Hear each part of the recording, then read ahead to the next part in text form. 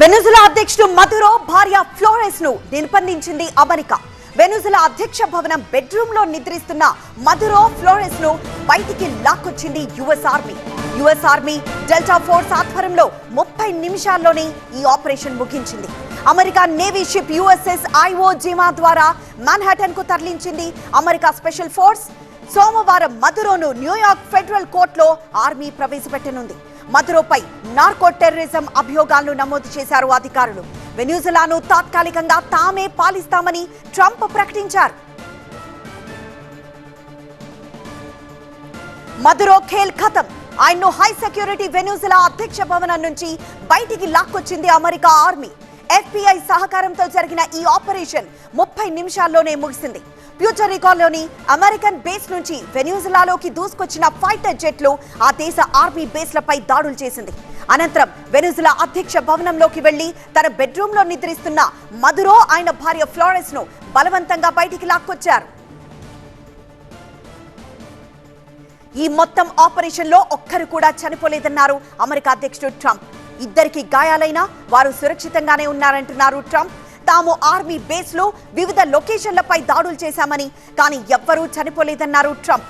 ఇకపై వెనిజులాను తామే పాలిస్తామంటూ ప్రకటించారు అమెరికా అధ్యక్షుడు. కొంతకాలం తమ ఆధీనంలోనే ప్రభుత్వం నడుస్తుందంటున్నారు. ఇక మదురోపై కొన్ని నెలలుగా అమెరికా ఒత్తిడి చేస్తూ వచ్చింది. అయినా ఆయన అమెరికా ఒత్తిళ్లకు లొంగలేదు.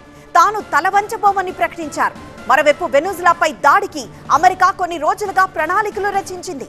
ఆయన ప్రతిరోజు ఏం చేస్తారు, లేచిన దగ్గర నుంచి పడుకునే వరకు డైలీ రొటీన్ ఏంటి, ఏం తింటారు, ఎక్కడ పడుకుంటారు అనేది క్షుణ్ణంగా పరిశీలించి సరైన సమయాన్ని చూసి దెబ్బ కొట్టింది అమెరికా స్పెషల్ ఫోర్స్.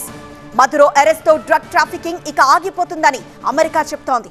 తమకు దక్కాల్సిన ఆయిల్ తిరిగి వస్తుందని జేడీ వాన్స్ ప్రకటించారు. ఇక మదురోపై అమెరికాలో బలమైన అభియోగాలు నమోదు చేసేందుకు రంగం సిద్ధమైంది. ఆయన్ను సోమవారం న్యూయార్క్ ఫెడరల్ కోర్టులో ప్రవేశపెట్టనున్నారు. అప్పటి వరకు బ్రూక్లిన్ లోని మెట్రోపాలిటన్ డిటెన్షన్ సెంటర్ లోనే మదురో ఉంటున్నారు.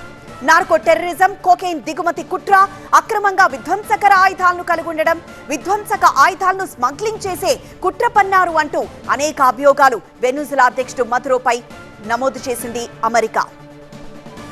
మరోవైపు నికోలస్ మదురో నిర్బంధంతో వెనిజులాలో సంబరాలు జరుగుతున్నాయి.